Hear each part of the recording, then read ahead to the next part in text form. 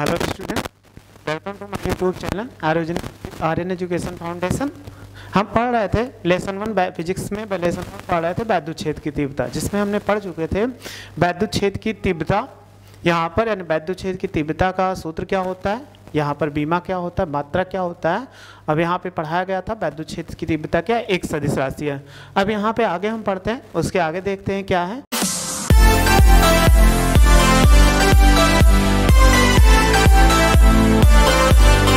देखो यहाँ पर अगला है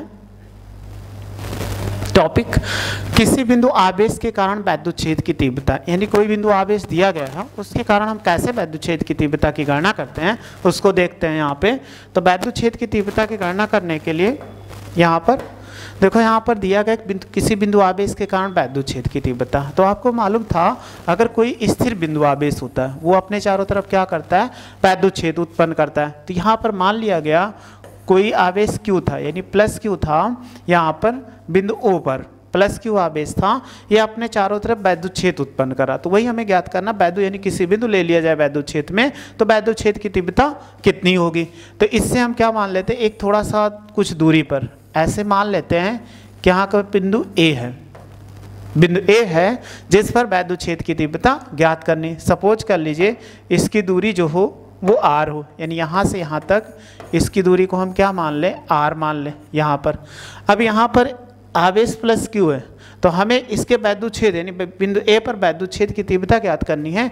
तो इसके लिए कोई काल्पनिक आवेश यानी परीक्षण आवेश उसी मान लिए, तो यहाँ पर आवेश हो जाए वो प्लस Q है, यानी यहाँ पर प्लस Q नॉट है, यानी धन परीक्षण आवेश। तो ये भी देखो पॉजिटिव है प्लस Q, और ये प्लस Q नॉट पॉजिटिव है, जिनके कारण बिंदु A पर जो बल लगेगा वो हमेशा क्या होगा, प्रतिकर्षण का बल लगेगा, बाहर की ओर प्रतिकर्षण का बल लगेगा तो वो बाहर की ओर कार्य करेगा। तो यही चीज़ हमें निकालना है कि बिंदु A पर वैद्युत क्षेत्र की तीव्रता। अब इसकी तो हम फिगर बना लिए, थ्योरी कैसे लिखी जाती है उसको समझते हैं। जो हमने अभी एक्सप्लेन किया वही हमारा इसमें लिख देना है। तो अगर हम मान लें कि माना किसी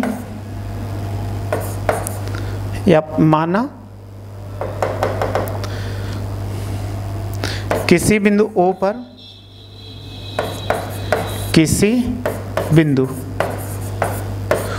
पर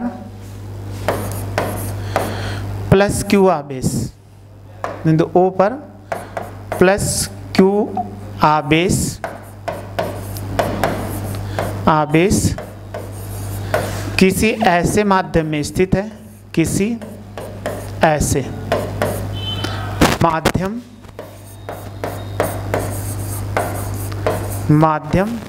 में स्थित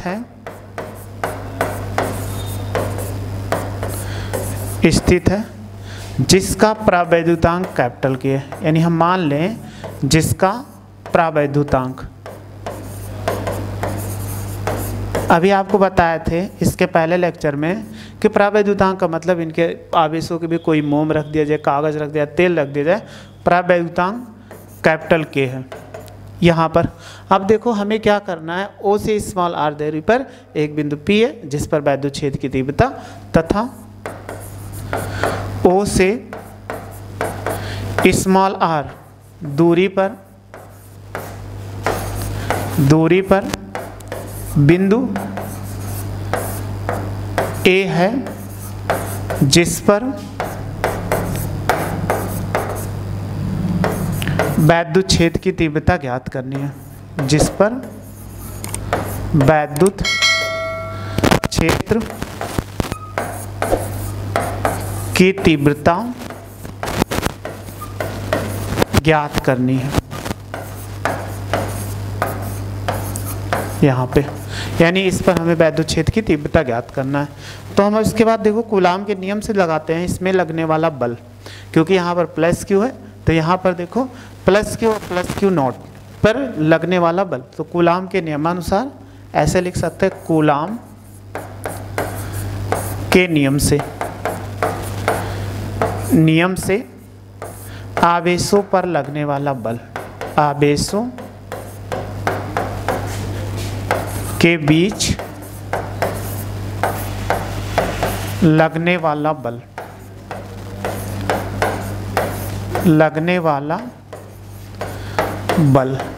तो तो देखो बल कितना हो जाएगा यहाँ पे, जब बल निकालेंगे कूलाम के नियमानुसार ये हो जाएगा, ये प्लस क्यू आवेश और प्लस क्यू नॉट, तो यहाँ पर बल F बराबर हो जाएगा 1/4 पाई एप्सिलॉन नॉट के। के क्यों लगेगा, क्योंकि किसी माध्यम में स्थित है और यहाँ पर फार्मूला, यहाँ पर आवेश Q है, Q नॉट और ये Q है, तो हम लिख सकते हैं Q1 Q2 होता है, तो Q1 बराबर ये हो जाएगा Q और Q2 बराबर Q not. Q not by कितना, यहाँ से यहाँ तक दूरी कितनी है R², ये इतना हो जाएगा। इसमें अब हमें वैद्युत क्षेत्र की तीव्रता ज्ञात करनी, तो वैद्युत क्षेत्र की तीव्रता कितना होगा, तो F आ गया, क्योंकि पीछे अभी हमने परिभाषा बताया था। तो बिंदु A पर निकालते हैं, बिंदु A पर वैद्युत क्षेत्र की तीव्रता, तो देखो कितना होगा तीव्रता, फार्मूला बताए थे E बराबर F/Q नॉट।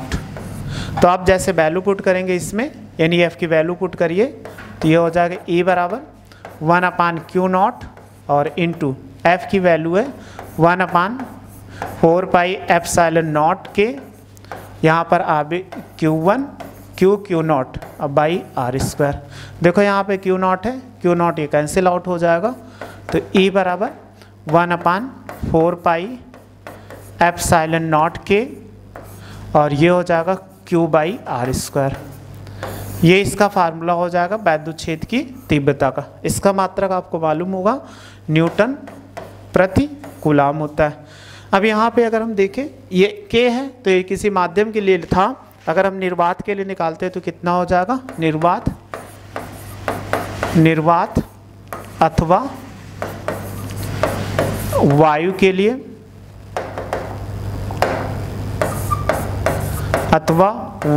लिए,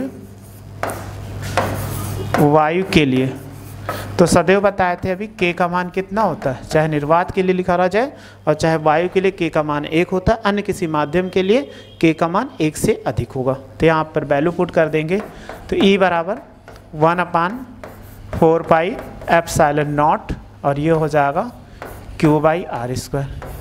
ये इसका फार्मूला हो जाएगा, यहाँ पर इसका मात्रक न्यूटन प्रति कूलाम। अब यहाँ से एक पूछा जाता है इसी में कि दूरी के सापेक्ष वैद्युत क्षेत्र की तीव्रता किस प्रकार परिवर्तित होती है।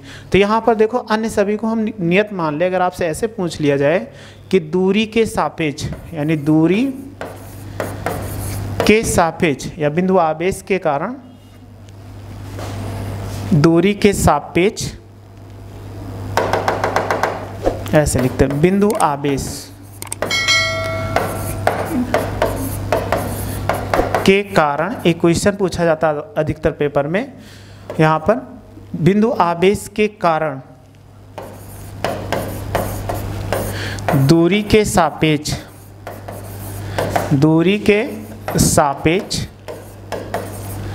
वैद्युत क्षेत्र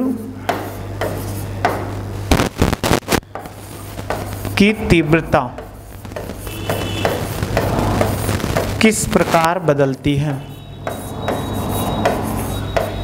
प्रकार परिवर्तित होती है या बदलती है, परिवर्तित होती है। अगर ऐसे पूछा जाए तो इसका आंसर क्या होगा, कह रहा है यहाँ पर दूरी के सापेक्ष, एक शब्द मिला है मेरे पास दूरी के सापेक्ष, यहाँ पर लिखा हुआ है दूरी के सापेक्ष और फिर कह रहा है कि वैद्युत क्षेत्र की तीव्रता किस प्रकार परिवर्तित होती है। तो यही चीज़ हमें ध्यान देना है कि वैद्युत क्षेत्र की तीव्रता ये है और दूरी का मतलब R है, तो अन्य सभी को हम क्या मान ले, यानी 1/4 पाई एप्सिलॉन नॉट और Q को कांस्टेंट मान लोगे, तो ये हो जाएगा E अनुक्रमानुपाती 1/R²। तो अगर आपसे कोई भी पूछे कि किसी बिंदु आवेश के कारण दूरी के सापेक्ष वैद्युत क्षेत्र की तीव्रता किस प्रकार परिवर्तित होती है, ऐसे कह दिया जाए कभी कभी किसी बिंदु आवेश के कारण वैद्युत क्षेत्र की तीव्रता किस प्रकार परिवर्तित होती है, तो E अनुक्रमानुपाती 1/R²। ये याद रखना, पेपर में कई बार ऐसे डायरेक्ट 1 नंबर में क्वेश्चन पूछ लिया गया है ऑब्जेक्टिव, कैसे पूछ लेता है, यहाँ पर कुछ और नहीं है, दूरी के सापेक्ष वैद्युत छेद की तीव्रता किस प्रकार परिवर्तित होगी। अब यहाँ पर देखो वैद्युत क्षेत्र की तीव्रता क्या है, एक सदिश राशि है। अब सदिश राशियों को हमेशा उसमें दिशा होती है, तो ये भी यहाँ पे हमेशा याद रखिएगा जिस दिशा में बल होगा उसी दिशा में, यानी प्लस आवेश जिस दिशा में बल आरोपित करेगा वही वैद्युत क्षेत्र की दिशा हो जाएगी। तो यहाँ पर हम देखते हैं वैद्युत क्षेत्र की दिशा के लिए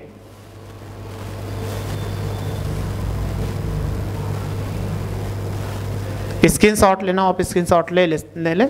अब देखो इसकी दिशा यहाँ पर तो ये लिखा गया है कि प्लस क्यू आवेश के कारण बाहर है, तो अगर यहाँ पर देखेंगे तो प्लस क्यू आवेश के कारण, अगर यहाँ पर प्लस क्यू आवेश है तो ये हो जाएगा प्लस क्यू, यह है प्लस क्यू आवेश। तो प्लस क्यू आवेश के कारण बल किधर लग रहा है, बाहर की ओर। तो वैद्युत क्षेत्र की दिशा का बल जो होगा वो होगा OA की ओर, यानी यहाँ पर बल की दिशा OA की ओर है, तो वैद्युत क्षेत्र की तीव्रता क्या हो जाएगा, यानी प्लस क्यू आवेश। अगर यहाँ पर क्या है प्लस क्यू नॉट माना था, तो यहाँ पर प्लस क्यू नॉट आवेश माना था, तो वैद्युत क्षेत्र की तीव्रता क्या होगी, यहाँ पर दिशा जो होगी प्लस क्यू आवेश के आवेश से वैद्युत क्षेत्र की दिशा क्या होगी, वैद्युत क्षेत्र की दिशा। अगर इसको हम दिशा लिखते हैं तो दिशा कितना होगा, ये हो जाएगा OP की OA है, OA की ओर होगा। आगे देखते हैं फिर इसी में अगर ये पूछा जाए, अगर सपोज कर लिए माइनस क्यू आवेश, यानी बिंदु A पर यहाँ पर माइनस क्यू आवेश हो जाए, ये माइनस क्यू आवेश हो गया। अगर ये माइनस क्यू आवेश हो जाएगा तो यहाँ पर क्या हो माइनस, तो बल किधर हो जाएगा, आकर्षण का, यानी बल जो लगेगा इनके बीच ऐसे लगेगा, इधर की ओर हो जाएगा, तो इनकी वैद्युत क्षेत्र की तीव्रता क्या होगी, यानी माइनस क्यू आवेश रहेगा अगर, तो ऐसे याद कर ले माइनस क्यू आवेश से वैद्युत क्षेत्र की दिशा, वैद्युत क्षेत्र की दिशा। अगर इसकी दिशा निकालते हैं तो दिशा कितना होगा, यहाँ पर जब निकालेंगे तो OA की ओर था, अब की क्या हो जाएगा AO की दिशा में, या की दिशा में, या और चाहे जो लिख दे, ये हो जाएगा किसी बिंदु आवेश के कारण वैद्युत क्षेत्र की तीव्रता। तो अगर हमसे पूछा जाए तो वैद्युत क्षेत्र की तीव्रता का सूत्र तो हम ऐसे निकाल लेते हैं किसी बिंदु आवेश के कारण। फिर देखते हैं अगला टॉपिक क्या है इसी में। अगला टॉपिक है वैद्युत यानी द्विध्रुव। वैद्युत द्विध्रुव लिखा हुआ है यहाँ पे, इसको हम ऐसे भी लिख सकते हैं, द्विध्रुव ऐसे लिखा जाता है यहाँ पर। तो इसका डिफिनेशन पढ़ते हैं कि वैद्युत द्विध्रुव क्या होगा। तो वैद्युत द्विध्रुव के लिए परिभाषा देखो, तो वैद्युत द्विध्रुव एक ऐसा निकाय है, वैद्युत द्विध्रुव, द्विध्रुव एक ऐसा निकाय है, ऐसा निकाय है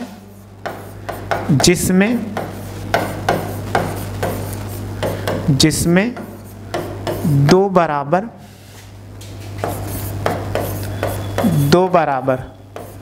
परंतु दो बराबर आवेश, दो बराबर परंतु ऐसे लिख दो, परंतु विपरीत प्रकार के आवेश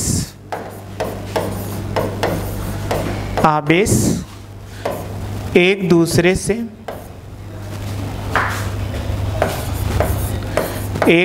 से अल्प दूरी पर स्थित होते हैं, अल्प दूरी पर स्थित होते हैं। ये इसमें कह रहा है कि वैद्युत द्विध्रुव एक ऐसा निकाय है जिसमें दो बराबर परंतु विपरीत आवेश, विपरीत प्रकार के आवेश एक दूसरे से अल्प दूरी पर स्थित हो, उसी को हम क्या बोलते हैं, वैद्युत द्विध्रुव। अब वैद्युत द्विध्रुव के लिए देखो यहाँ पर एक हम ऐसे मान लेते हैं, कोई बिंदु आवेश यहाँ पर स्थित, ये माइनस क्यू हो गया, यहाँ पर स्थित है, ये प्लस क्यू हो गया यहाँ पर। तो इनके बीच देखो, एक अगर देखोगे इनके बीच तो ये क्या बन जाएगा, इनके बीच अगर देखते हैं तो ये कुछ दूरी पर स्थित है, इनकी दूरी लगभग एंगस्ट्रॉम में होती है, तो ये माइनस क्यू होगा प्लस एक दूसरे, तो इनके बीच की दूरी सदैव हम मानते हैं 2l मानते हैं या d भी माना जा सकता है, तो ये 2l है यहाँ पर। तो ये इसमें कह रहा है वैद्युत दूरी ये 2l हो गया, तो एक ऐसा निकाय जिसमें दो बराबर परंतु विपरीत आवेश एक दूसरे से अल्प दूरी पर स्थित होते हैं। इसके एग्जाम्पल देखते हैं क्या है। अगर उदाहरण देखो क्या क्या है यहाँ पर, उदाहरण में जैसे HBr, आपको मालूम होगा कि H क्या होता है, पॉजिटिव होता है अगर इसके बीच यहाँ पर, और Br क्या होता है, निगेटिव होता है। तो ये कुछ दूरी पर ऐसे स्थित होंगे यहाँ पर, तो ये क्या हो जाएगा HBr, तो ये पॉजिटिव है ये निगेटिव है, तो इसमें निगेटिव है तो यहाँ पर जितना आवेश होगा उतने ही आवेश हो, लेकिन प्रकृति क्या विपरीत हो जाएगी। ऐसे बहुत सारे होते हैं, यहाँ पर H2O हो जाएगा और CH4 हो जाएगा, ऐसे बहुत सारे हम बांड इसमें बना सकते हैं, कोई भी होगा। तो एग्जाम्पल में लिख सकते हैं कि यहाँ पर, तो अगर एग्जाम्पल पूरा H2O HBr ऐसे लिख सकते हैं। अब इसमें अगली हेडिंग देखते हैं क्या है, इसी से रिलेटेड है वैद्युत द्विध्रुव आघूर्ण। यहाँ पर द्विध्रुव आघूर्ण लिखा हुआ है कि वैद्युत द्विध्रुव आघूर्ण क्या होता है। अब द्विध्रुव आघूर्ण को यहाँ पर सेम उसी को जैसे अभी हमने पढ़ा था उसी से जुड़ा हुआ ये है, लेकिन उससे ज़्यादा यहाँ पर सबसे ज़्यादा पेपर में ये पूछा जाता है 1 नंबरों में कि यहाँ पर वैद्युत द्विध्रुव आघूर्ण क्या होगा। तो वैद्युत द्विध्रुव आघूर्ण को समझते हैं यहाँ पर। तो अभी हमने एक फिगर बनाया था, उसी फिगर को बना लेते हैं, उसी से डिफिनेशन इसकी निकल जाएगी। तो एक यहाँ पर मान लिया गया कि कोई आवेश था, कुछ आवेश यहाँ पर थे यानी प्लस, ये माइनस क्यू आवेश और ये क्या हो जाए प्लस क्यू आवेश। इनके बीच की दूरी जो मान लिया जाए ये 2l हो, ये आवेश है, इनके बीच की दूरी क्या होगी 2l को मान लिया जाए। इनके बीच की दूरी जो होगी यहाँ पर ये आवेश था, इनके बीच की दूरी को हम क्या मान लेते हैं 2l, ये हो जाएगा 2l। यहाँ पर पॉइंट A हो जाए और इसको पॉइंट B मान ले यहाँ पर। तो वैद्युत द्विध्रुव आघूर्ण को स्मॉल p से प्रदर्शित करते हैं, तो स्मॉल p इसमें यहाँ पर लिख देते हैं। अब परिभाषा बनाते हैं, परिभाषा बनाने से पहले सूत्र लिख लेते हैं, तो अभी परिभाषा आसानी से समझ में आ जाएगी। तो यहाँ पर हो जाएगा वैद्युत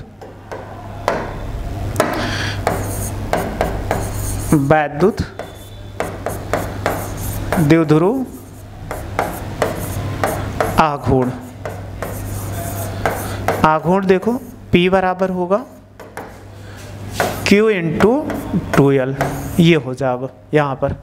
अब देखो परिभाषा कैसे बनेगी, ये वैद्युत द्विध्रुव में दो आवेश होते हैं, एक माइनस एक प्लस। तो वैद्युत द्विध्रुव एक आवेश तथा दोनों आवेशों के बीच की अल्प दूरी, तो अल्प दूरी के गुणनफल को वैद्युत द्विध्रुव आघूर्ण कहते हैं। अगर इसको हम गुणा करा देंगे तो ये हो जाएगा 2QL, यानी P बराबर यहाँ पर इसका फार्मूला हो जाएगा, मात्रक लिख सकते हैं यहाँ पर क्या, Q से कूलाम, L से मीटर, तो हम लिख सकते हैं कूलाम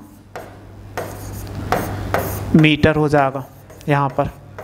अब इसकी परिभाषा बनाते हैं, देखो परिभाषा क्या होगी, परिभाषा देखो लिखते हैं कि परिभाषा क्या होगी। अगर फार्मूला याद है तो पीछे आपको बताए थे परिभाषा में, तो यहाँ पर परिभाषा बनाएं वैद्युत द्विध्रुव के एक आवेश, वैद्युत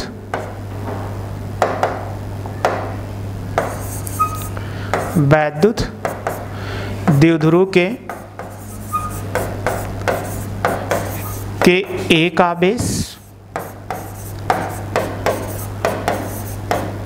तथा आवेशों के, या दोनों आवेशों के लिख सकते हैं, बस आवेशों को लिख दीजिए, आवेशों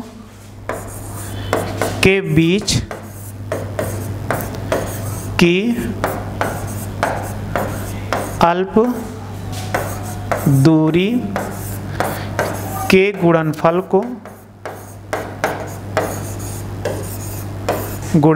को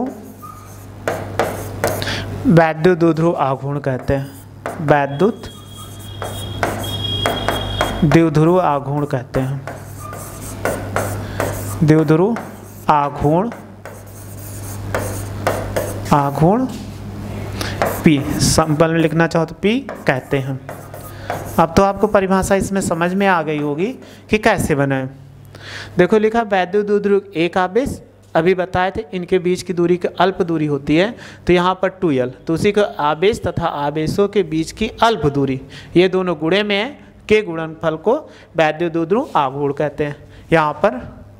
इसमें फिर आगे देखते हैं, इससे ये क्या है, एक सदिश राशि है, मात्रक तो लिखा है, अगर ये क्या है, या एक सदिश राशि है।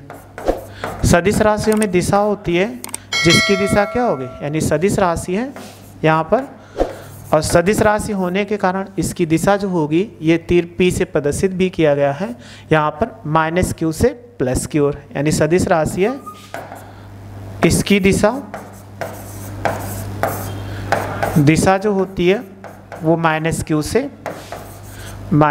से प्लस q की ओर। याद रखना, अगर पूछा जाए आपसे कि दिशा वैद्युत ध्रुव आघूर्ण की दिशा क्या होती है यहाँ पर, तो -q आवेश से प्लस q आवेश की ओर।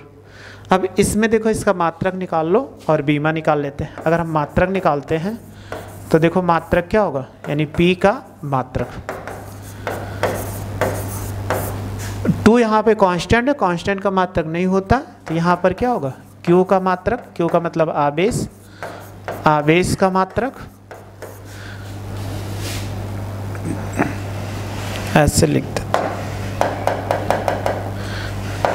Q का मात्रक और गुणे क्या होगा, L है, तो L का मात्रक, L का मात्रक, Q का मतलब होता है कूलाम, यानी इसका मात्रक जो होगा कूलाम हो जाएगा, और L लेंथ होती है, इसका मात्रक मीटर हो जाएगा। लेकिन जब दोनों को लिखते हैं तो इसके बीच में क्रॉस लगा है, यानी गुणे का निशान, उसको हटा देंगे तो ये हो जाएगा कूलाम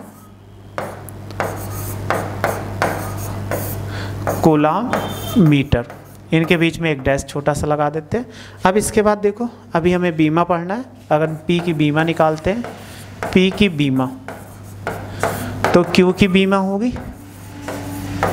Q की बीमा और इनटू L की बीमा। Q की बीमा निकालिए, Q की बीमा क्या होता है, TA होता है, और L की बीमा क्या होती है, कैपिटल L होता है। दोनों को मिला देंगे तो LTA, ये इतना हो जाएगा इसकी बीमा। अब आपको अगर यहाँ से बीमा मात्रक पूछा जाए या दिशा पूछा जाए, ये लिख सकते हैं। एक चीज़ और ध्यान दीजिए, इसी में स्क्रीनशॉट लेना, आप स्क्रीनशॉट ले सकते हैं यहाँ पे। अब एक चीज़ पूछा जाए कि वैद्युत ध्रुव के निकाय में अगर कुल आवेश कितना होता है, यानी यहाँ से अगर पूछा जाए इसका निकाय का संपूर्ण आवेश कितना होगा। 2 आवेश हैं, तो यहाँ पर -q है और ये +q है। अगर इसके निकाय का कुल आवेश पूछा जाए तो कुल आवेश क्या होगा, 0 होगा। कारण क्या होगा, यहाँ पर -q है, ये +q आवेश, तो -q आवेश और +q आवेश क्या होगा, ये 0 होगा। अर्थात किसी निकाय में चाहे जहाँ पे रखे होंगे, किसी भी स्थान पर वैद्युत ध्रुव, अगर इसमें पूछा जाए कि इसके कितने आवेश होंगे, तो आपको यही आंसर देना है, क्योंकि -q और +q आवेश इस निकाय में, तो इसका कुल आवेश क्या होता है, 0 हो जाएगा। फिर इसके बाद अगली हेडिंग देखते हैं यहाँ पे। अब हमें पढ़ना है, इसी के कारण अभी हमने पढ़ा था वैद्युत ध्रुव आघूर्ण, तो उसी प्रकार है वैद्युत द्विध्रुव लिखा हुआ है यहाँ पे, ये द्विध्रुव है यहाँ पे। तो वैद्युत द्विध्रुव के कारण उत्पन्न वैद्युत क्षेत्र की तीव्रता, यानी intensity of electric field due to an electric dipole, यानी इलेक्ट्रिक डायपोल के कारण हमें वैद्युत क्षेत्र की तीव्रता निकालना है। जिसमें इसमें दिया गया है कि इसकी देखो स्थितियाँ कितनी होती है। ये 2 प्रकार से ज्ञात किया जा सकता है, यानी 2 प्रकार का होता है।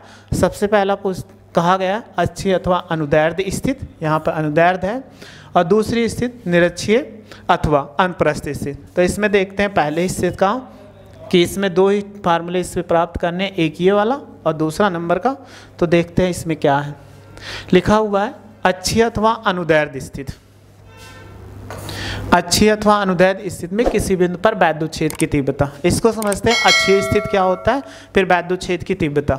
अक्षीय स्थिति का मतलब अभी आपको बताया गया कि वैद्युत द्विध्रुव के कारण हमें जो निकालना है इसमें, वो वैद्युत द्विध्रुव के कारण निकालना है। इसके कारण यहाँ पे कहा गया था कि वैद्युत द्विध्रुव कारण। तो सबसे पहले हम वैद्युत द्विध्रुव बनाते हैं। यहाँ पर जब एक वैद्युत द्विध्रुव बनाएंगे, सपोज कर लीजिए यहाँ पर -q आवेश हो गया, इससे कुछ दूरी पर +q आवेश होता है। अभी बताए ही थे वैद्युत द्विध्रुव एक ऐसा निकाय जिसमें दो बराबर परंतु विपरीत आवेश एक दूसरे से अल्प दूरी पर स्थित होते हैं। तो ये प्लस क्यू आवेश हो गया यहाँ पर। जब प्लस क्यू आवेश स्थित यहाँ पर हो गया तो इनका अगर आप मध्य बिंदु मान लें तो कितना होगा, क्योंकि इनके बीच की दूरी अभी हमने बताया था कि ये 2l होता है, तो इनके दूरी कितना हो जाएगा 2l। तो मध्य बिंदु से यानी मध्य बिंदु O हो तो यहाँ से दूरी ये क्या होगा l हो जाएगा। इसके बाद इस तरफ की दूरी क्या होगी l होगी, क्योंकि मध्य बिंदु O है, यहाँ पर पॉइंट A हो जाए और ये B हो जाए। अब इसे कह रहा अच्छे स्थित। अच्छे स्थित का मतलब होता है दोनों आवेशों के मिलाने वाली रेखा के सीध में, यानी दोनों आवेश दिए गए हैं ये, तो दोनों आवेश यानी माइनस क्यू प्लस क्यू से सीध में हो तो उसी को अच्छी स्थित बोलते हैं। तो यहाँ पर देखो अगर इसमें ले लिया जाए ये माइनस क्यू आवेश और प्लस क्यू आवेश, तो यहाँ से कुछ दूरी पर ऐसे मान लिया कि यहाँ पर बिंदु क्या हो जाए P हो, यहाँ पर जिस पर हमें वैद्युत यानी वैद्युत द्विध्रुव से बिंदु स्मॉल r दूरी पर यानी इसके मध्य बिंदु से स्मॉल r, यानी मान लिया जाए ये स्मॉल r है तो स्मॉल r दूरी से हमें बिंदु P पर वैद्युत छेद की तीव्रता की गणना करना है कि यहाँ पर कितना होगा वैद्युत छेद की तीव्रता। तो सबसे पहले ये दूरी अगर कभी भी सूत्र निकाला जाता है इसमें फार्मूला तो प्लस क्यू आवेश से। तो देखो प्लस क्यू आवेश यहाँ पे है, इनसे r दूरी यहाँ से r दूरी पे बिंदु P है, तो यहाँ से हम l दूरी कैसे हुए घट गए। जब l दूरी यहाँ से घट गए तो इनको जब हम दूरी ले सकते हैं यहाँ पर तो ये कितना r माइनस l हो जाएगा, इतनी दूरी हो जाएगा इसमें। फिर इसके बाद बिंदु O है, O से इस तरफ दूरी हम बढ़ चुके हैं, यानी माइनस क्यू आवेश की दूरी क्या बढ़ चुकी है, कितनी दूरी L। तो यहाँ से इसके सीध में ऐसे रख के तो हम यहाँ से ले लेते हैं, इसकी दूरी हो जाएगी R प्लस L। यहाँ पर इसको मिला दीजिए यहाँ से, यानी जो हमें वैद्युत छेद की तीव्रता की गणना करना है वो बिंदु P पर वैद्युत छेद की तीव्रता और इस पे लगने वाले बल को देखते हैं। यहाँ पर वैद्युत छेद की तीव्रता की दिशा, अगर यहाँ पर प्लस क्यू आवेश है तो अभी आपको बताए थे प्लस क्यू आवेश के कारण वैद्युत छेद की तीव्रता का दिशा किधर होगा E1 बाहर की ओर यानी दूर की ओर हो जाएगी, और E2 माइनस की ओर, यहाँ पर माइनस है तो अंदर की ओर हो जाएगी। बस ये याद रखना अगर कोई भी वैद्युत छेद की तीव्रता निकालना हो तो यहाँ पर अगर प्लस क्यू आवेश तो उससे हमेशा दूर की ओर कर देना, अगर माइनस आवेश है तो उसकी तरफ कर देना। तो ये माइनस आवेश के कारण ये E1 इधर होगा और E2 इधर होगा। अब थोड़ी सी यहाँ पर डिफिनेशन लिख देते हैं, फिगर में हमने क्या बनाया है, कैसे क्या चीज़ कौन वैल्यू रिप्रेजेंट कर रही है उसी को थोड़ा सा हम लिख लेते हैं। तो यहाँ पर लिखते हैं, देखो कैसे लिखा जाता है उसको समझते हैं। यहाँ पर तो देखो कहा गया वैद्युत द्विध्रुव कारण, तो माना वैद्युत द्विध्रुव AB, माना वैद्युत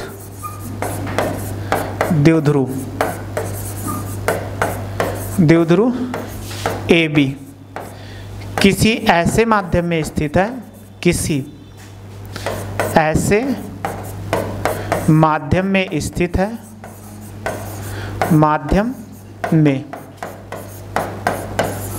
स्थित है जिसका प्रावैद्युतांक कैपिटल K है, जिसका प्रावैद्युतांक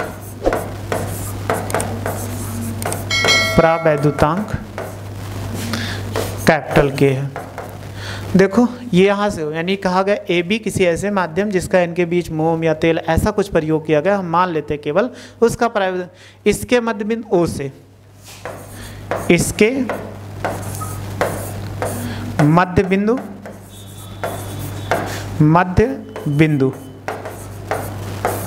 O से अक्षीय स्थिति में, देखो यहाँ पर O से अक्षीय स्थिति में, अक्षीय स्थिति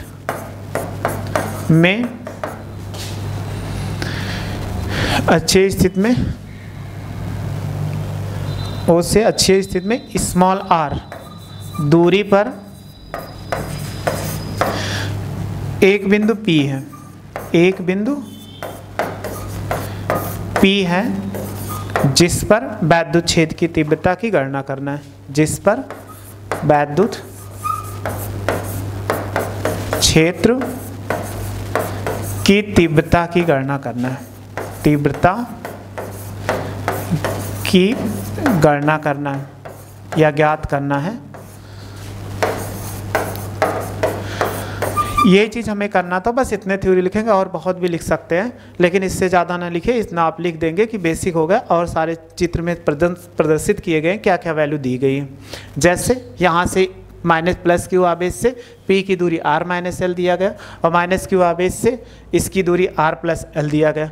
तो हम निकालते हैं सबसे पहले प्लस क्यू आवेश के कारण बिंदु। अब देखते हैं यहाँ पर प्लस क्यू आवेश है, तो प्लस क्यू आवेश कारण बिंदु P पर वैद्युत छेद की तीव्रता कितनी होगी, यानी प्लस क्यू आवेश के कारण बिंदु P पर वैद्युत छेद की तीव्रता, वैद्युत क्षेत्र की तीव्रता। देखो आपको हमने अभी पीछे फार्मूला आपको बताया था, जब किसी बिंदु आवेश के कारण वैद्युत छेद की तीव्रता, याद भी होगा आपको, नहीं याद होगा तो हम लिख देते हैं E बराबर 1/4 पाई एप्सिलॉन नॉट के, और ये होता है Q/R², ये होता है। तो आपको इसी फार्मूले पे हमें क्या करना है, इसको सॉल्व कर लिखना है।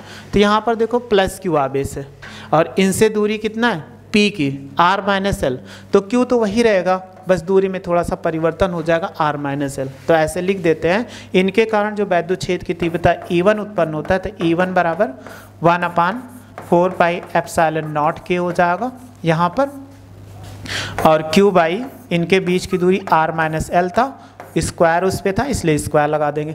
अगर हम किस दिशा की देखते हैं, इनकी दिशा किधर है, यहाँ पर देखो दिशा लिखा हुआ है, ये P है और ये यहाँ पर B है, किसकी ओर जा रहा है, ये बाहर की ओर, तो हम ऐसे लिख सकते हैं BP दिशा में, BP दिशा, ये इसके कारण हो जाएगा।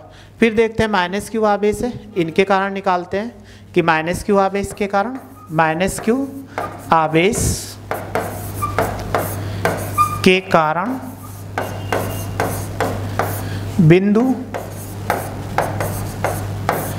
P पर वैद्युत छेद की तीव्रता, वैद्युत क्षेत्र की तीव्रता,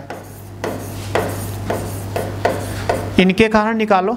तो फिर देखो यहाँ पे फिगर में है माइनस क्यू यहाँ पे है और बिंदु P यहाँ पे है, इनकी दूरी यहाँ से R प्लस एल, तो यहाँ पे जो दूरी में सूत्र में परिवर्तन कर देंगे, यहाँ पर R प्लस एल और सारी वैल्यू ऐसे रहेगी।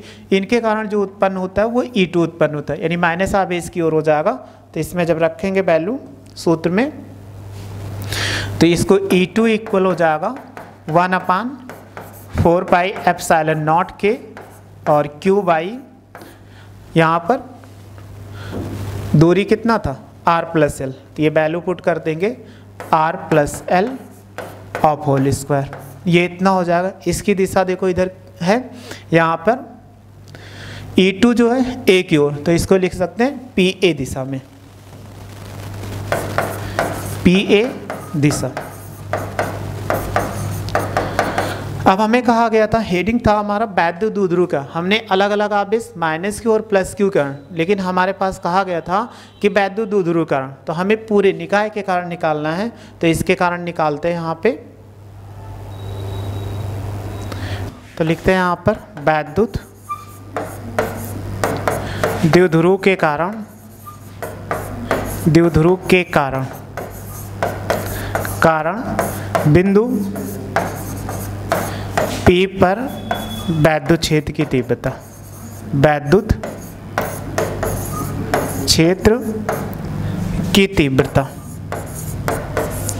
जब तीव्रता निकालेंगे तो देखो यहाँ पर है, ये लिखा गया है इस पे, इसमें E1 राइट साइड में, E2 लेफ्ट साइड में, एक दूसरे के बीच अगर देखो 180 अंश का कोण बन रहा है। जब 180 अंश का कोण, तो दोनों को हमेशा क्या घटा दीजिए। तो यहाँ पर देखो कौन बड़ा होगा, E1 बड़ा होगा क्योंकि इनके बीच की दूरी कम है, E2 छोटा है, इनके कारण इसके कम हो जाएगा। तो ऐसे हम लिखते हैं E बराबर E1 माइनस E2 हो जाएगा। अब वैल्यू पुट करिए, तो अभी आपको बताए थे 1/4 पाई एप्सिलॉन नॉट के हो जाएगा, Q by R minus L of whole square, फिर माइनस 1/4 पाई एप्सिलॉन नॉट के, ये हो जाएगा Q by R plus L of whole square, ये इतना हो जाएगा। अब दोनों में देखिए 1/4πε0 का k कॉमन है और इसके बाद q, ये कॉमन ले लेंगे तो ये q/1/4πε0 k, तो यहाँ पर बचेगा 1/r-l ऑफ होल स्क्वायर, फिर -1/r+l ऑफ होल स्क्वायर, ये इतना हो जाएगा। अब आपने सॉल्व किया होगा इसमें हर को कैसे सॉल्व करते हैं। यहाँ पर इसको अंश में गुणा कर r+l को r-l होल स्क्वायर को राइट साइड में गुणा करा दीजिए और दोनों को हर को गुणे में लिख दीजिए। इसको ऐसे वो नोट कर देंगे 4πε0 के, जब इसको गुणा कराएंगे तो ये हो जाएगा r+l of whole square, r-l से राइट साइड में गुणा कराएंगे इसमें 1 में तो r-l ऑफ होल स्क्वायर। दोनों तरफ देखो यहाँ पे r-l हो जाएगा और into r+l of whole square, ये इतना होगा।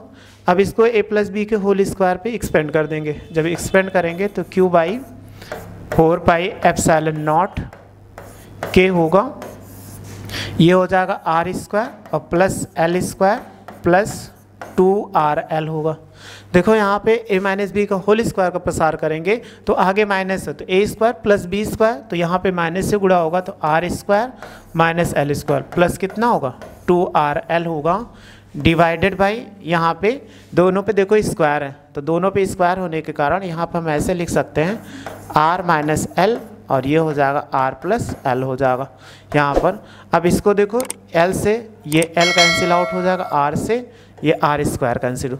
अब इसको जोड़ेंगे 2rl तो बराबर कितना होगा 4rl, तो यहाँ पर लिख दीजिए q/4πε0 k होगा, इसको ऐड करेंगे 4rl, यानी एक 2rl यहाँ पे 2rl ये हो जाएगा। और इसको देखो यहाँ पर स्क्वायर था a+b a-b, इसको बराबर क्या होता है a² माइनस b², तो हम ऐसे लिख सकते हैं r² minus l² of whole square. अब यहाँ पे क्या करिए q को अंदर लेके जाए, 4 को हम कितना ले सकते 2 × 2, तो ऐसे लिख सकते हैं यहाँ पे 1/4πε0 के, जब q को अंदर ले जाएंगे तो 2 को बाहर कर दीजिए तो 2ql ऐसे तो लिख सकते हो ना। यहाँ पर तो 2 × 2 होता है तो 2 × 2 ये लिखा हुआ है, q अंदर लेके चले गए, यहाँ पर r l ये हो गया, r बचा हुआ है इनके बाहर लिख दीजिए और ये हो जाएगा r² minus l² of whole square.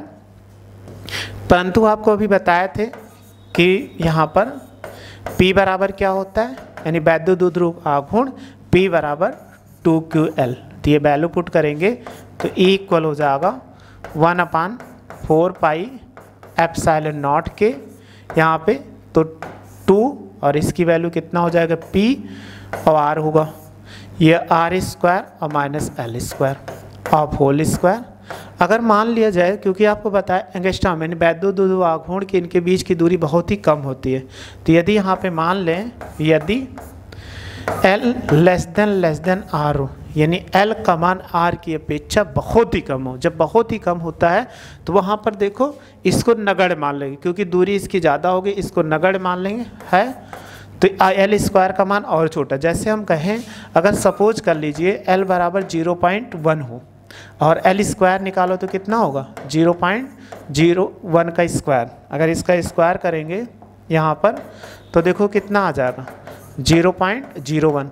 अब ये और भी छोटा हो गया, तो यहाँ पर देखो क्या है l² और भी, यानी किसी का वर्ग अगर 1 से छोटा है वो वैल्यू उसका वर्ग करते हैं तो और भी छोटा हो जाता है, तो उस टर्म्स को हम कंपेयर करने पे क्या कर देंगे, तुलना करने पे छोड़ देते हैं। तो हम क्या करेंगे l² को, यानी l r हो तो l² को छोड़ देते हैं, l² को छोड़ देते हैं। जब इसको छोड़ देते हैं तो ये कितना हो जाएगा यहाँ पर E इक्वल 1/4πε0 के, यहाँ पर देखो 2pr बचा, ये देखो l², तो इसको यहाँ पर बच जाएगा r² ऑफ होल स्क्वायर। इसको मल्टीप्लाई करा दीजिए, जब आप मल्टीप्लाई कराएंगे इसको 1/4πε0 के होगा और ये हो जाएगा 2pr, तो 2 2 जा 4 हो जाएगा r की पावर 4। जब r की पावर 4 हो गया इसको, तो हम देखो ये एक इससे r कट गया, तो यहाँ लिख सकते हैं 1/4πε0 के, ये हो जाएगा 2p/r आर क्यूब हो जाएगा। यहाँ पर E बराबर, अगर हम इसमें निकालते हैं मात्रक क्या होता है, न्यूटन प्रति कूलम। निर्वात अथवा वायु के लिए, निर्वात अथवा वायु के लिए K का मान 1 होता है। जब K का वैल्यू रख देंगे तो E बराबर हो जाएगा 1/, यानी यहाँ पर K इसका मान 1 हो जाएगा 4 पाई एप्सिलॉन नॉट 2p/r³ हो जाएगा। यहाँ पर ये न्यूटन प्रति कूलम। अगर इसमें दिशा पूछा जाए तो दिशा पूछने में कैसे किसकी ओर होगा, यहाँ पर एक चीज़ और समझ लेते हैं। अगर दूरी के सापेक्ष पूछा जाए, यानी वैद्युत द्विध्रुव के कारण दूरी के सापेक्ष, यहाँ पर ये क्वेश्चन पूछा जाता है कि वैद्युत द्विध्रुव के कारण, द्विध्रुव के कारण दूरी के सापेक्ष, दूरी के सापेक्ष वैद्युत क्षेत्र की तीव्रता,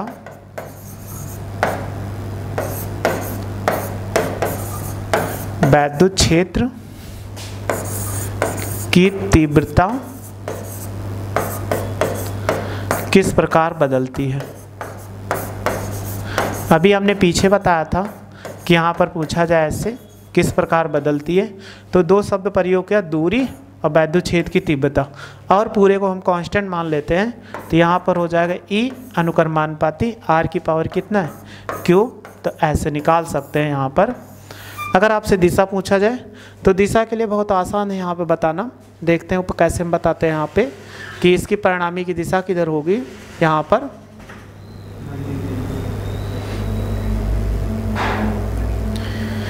ये लिखा E1 माइनस E2, यानी E1 बड़ा है तो E1 की दिशा में होगा, तो वैद्युत क्षेत्र की दिशा किधर हो जाएगी, यहाँ पर लिखा हुआ है E1। तो देखो E1 किधर की ओर, राइट साइड में है, तो यानी ये क्या होगा, BP दिशा में, यानी परिणामी। अब आप स्क्रीनशॉट लेना चाहते हैं, स्क्रीनशॉट ले लें।